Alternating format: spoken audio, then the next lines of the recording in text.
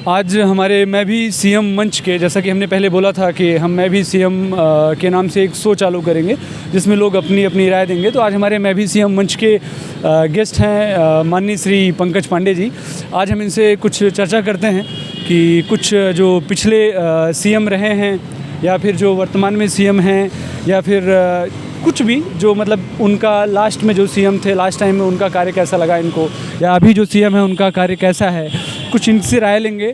और 5 मिनट के लिए ही सही हम इनसे इस चीज़ को चर्चा करेंगे कि मान लो कि हर आदमी के मन में ऐसा होता है कि क्या वो करना चाहता है क्या नहीं। मान लो कि पूरे भारत में जितने भी लोग हैं या सिंगल स्टेट ले लेते हैं, अगर वो सीएम होते तो क्या करते। वैसे आज हम माननीय श्री पंकज पांडे जी को 5 मिनट के लिए वार्ता करेंगे उनसे, 5 या 10 मिनट का।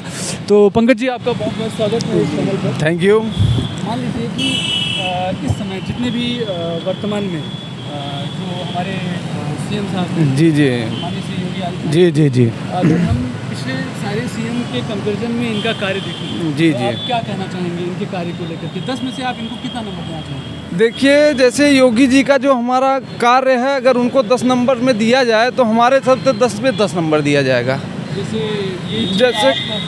ये आप बुलडोजर को लेके बोल रहे हैं या किसी और चीज़ को? नहीं, बुलडोजर तो है ही उनका नंबर 1, लेकिन उसके अलावा अगर आपको लाइव भी कुछ देखना है तो आप यहाँ पे कांड करिए और अगले चौराहे पर उसका नतीजा जाके देख लीजिए। ये हैं हमारे बाबा योगी आदित्यनाथ जी।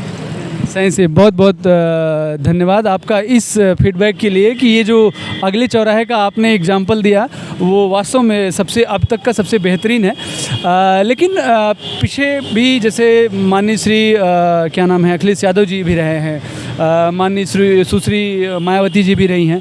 मान लो आप मायावती जी को 10 में से कितना नंबर देना चाहेंगे जब वो मुख्यमंत्री थी? मायावती जी भी जब भी मुख्यमंत्री थी तो वो भी अपने शासनकाल में जो उनका पावर था वो भी खूब अच्छा खासा शासन चलाई थी, ऐसी कोई नो डाउट जो कोई दिक्कत हो उनके में। फिर भी लेकिन मायावती जी ने जो काम किया है उस काम के अगर प्रेजेंट 10 में से अगर देखा जाए तो उनको मैं 6 नंबर देना चाहूँगा। चलो ठीक है, मायावती जी को तो 10 में से 6 नंबर जिस भी कार्य के लिए आपने दिया प्रशासन को लेकर के। प्रशासन उन्होंने हालांकि वास्तव में बहुत बेहतरीन रखा था, बहुत टाइट था। और जैसा कि आप ही का कोई केस था, आप मुझे बता रहे थे कुछ दिन पहले किसी थाने का, वास्तव में जिस प्रकार से थाने का कंट्रोल, जिस प्रकार से थाने पर दबाव या थाने को बेहतरीन तरीके से कार्य कर सकें ऐसा उन्होंने रखा था। प्रशासन को टाइट तो बहुत बेहतरीन रखा था मायावती जी ने। सेम वैसे अखिलेश यादव जी भी मुख्यमंत्री रहे हैं, तो अखिलेश यादव जी को आप 10 में से कितना नंबर देंगे? देखिए, अखिलेश यादव जी जो है ना वो भी मुख्यमंत्री युवाओं के लिए तो सबसे बेस्ट हैं, लेकिन हमारा मानना है कि अगर अखिलेश यादव जी के लिए 10 में हमको नंबर देना होगा तो हम तो उनको 4 नंबर देंगे। 4 नंबर मतलब मायावती जी से भी कम उनको, ऐसा क्या दिक्कत है? देखिए, अखिलेश यादव जी की जो है ना काम तो वो करते हैं पर वो काम करते नहीं हैं, सिर्फ बोलते हैं। जो काम करना चाहिए उनको देखिए, सबसे पहली बात है उनको गाय के गोबर में गंध आती है और इत्र में उनको खुशबू आती है।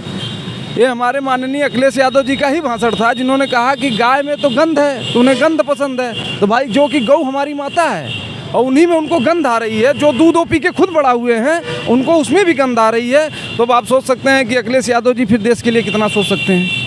यही कारण है जिसकी वजह से आपने उनको 10 में से 4 नंबर दिया।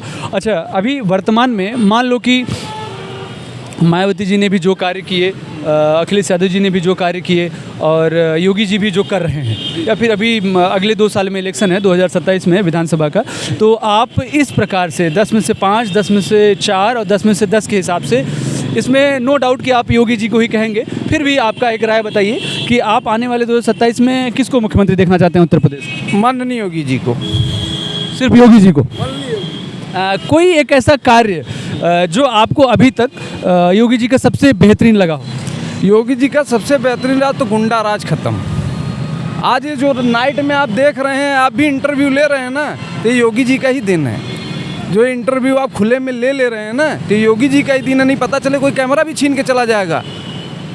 ये काल था, ये चीज़ें थी यूपी में, योगी जी के आने के बाद सुधरा है ये कारण है जिसकी वजह से आप योगी जी को क्या आपको लगता है कि कैमरा छोड़ के जाना, और एक और छोटा सा सेगमेंट है हम ऐड करते हैं, क्या लगता है आपको कि जो रेप पहले होते थे, क्या रेप बंद हुए, या रेप का जो परिणाम दिया जाता था एक ऐसा हाथरस का भी था, प्रशासन ने परिवार को बॉडी दिया, बॉडी देने से पहले ही प्रशासन ही ले जा करके उसकी लाश को जला दिया।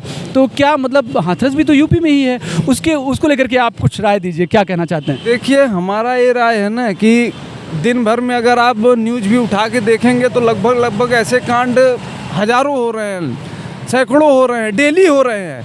पर हर चीज़ पे सरकार जितनी कोशिश है ना हमारे योगी आदित्यनाथ जी की ना, उसका इलाज तो भरपूर दे रहे हैं।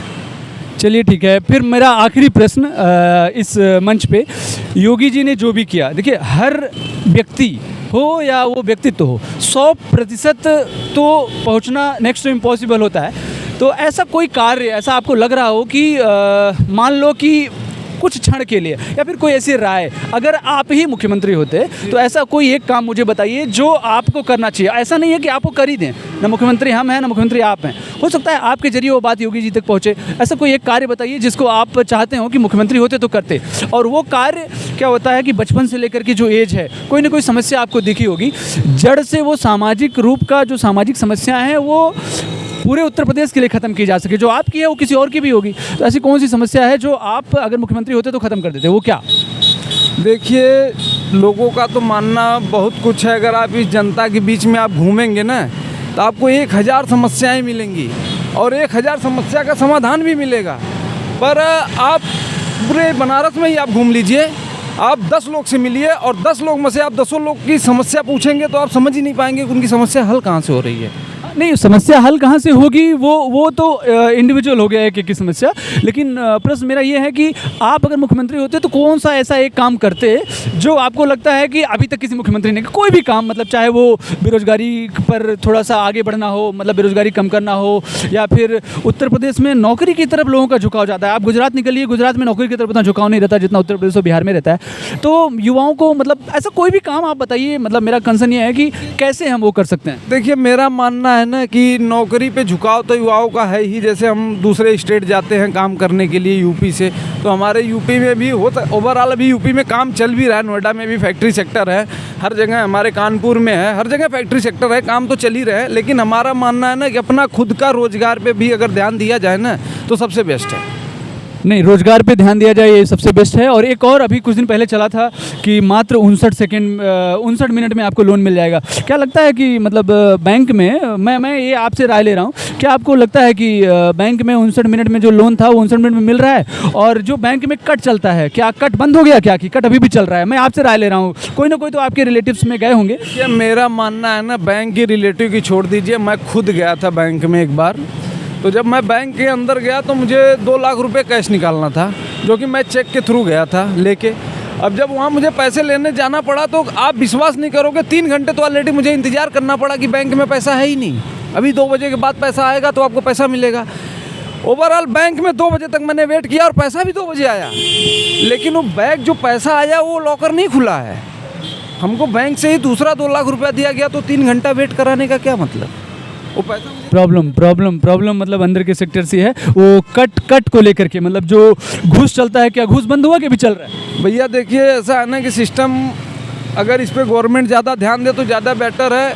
कहीं कुछ नहीं बंद है, जिसको जहाँ मौका मिल रहा है ना वहाँ खा रहे हैं। आपको मैं रियल एक बात बताऊँ, अभी यूपी की है, ओवरऑल नाम तो नहीं लूँगा, लेकिन हमारे साथ का ही एक बंदा था जिसको रात को भोर में 4 बजे, दो ओवरऑल उनके साथ 2 और भी लोग थे जिनको ट्रैक करके पुलिस उठा रही थी। लेकिन अभी यही बात हम बता रहे हैं कि हमारे साथ वाले बंदे को ट्रेन पकड़नी थी, उसको कहीं जाना था। ओवरऑल इसको स्टेशन के बगल से ही उठा लिया गया। वो भी सिर्फ उससे पूछा गया कहाँ के हो, दोस्त था मेरा, बिहार का था, उसको उठा लिया गया। आप विश्वास नहीं करोगे, 3 दिन बाद उसको छोड़ा गया है। और वो भी छोड़ा गया है तो भी क्या लिया गया, डिमांड 20,000 की मांगी गई, फिर भी 5,000 में उसको छोड़ा गया। मतलब पहले जैसे होता है कि पहले हम खुल के मांग करेंगे, उसके बाद जो रिड्यूस कर पाओ रिड्यूस करके वो आप हमको दो। चलिए, तो आज हमारे में भी सीएम मंच के जो है मेहमान थे माननीय श्री पंकज पांडे जी, और ऐसे ही हम डेली आपको एक लोगों से मिलाते रहेंगे। क्या पता कोई ऐसी राय, क्या पता कोई ऐसी बात हमको मिले जिससे हम लोग सामाजिक रूप से कुछ बदलाव कर सकें। और अगर कोई भी बदलाव एक एक लोगों के द्वारा होता रहे तो धीरे धीरे जिस चीज़ की हम तलाश में हैं कि हम इसको बदल सकते हैं, वो इसको बदल सकते हैं, या सरकार इस चीज़ को करे। चलिए इस मुहिम को हटाते हैं कि सरकार क्या कर रही है मेरे लिए, हम करते हैं देश के लिए। सरकार मेरे लिए क्या कर रही है इस चीज़ को छोड़ो, हम देश के लिए क्या कर सकते हैं, अपने हिस्से का जो हम कर सकते हैं वो करते हैं। जय हिंद, जय भारत, जय भारत धाम।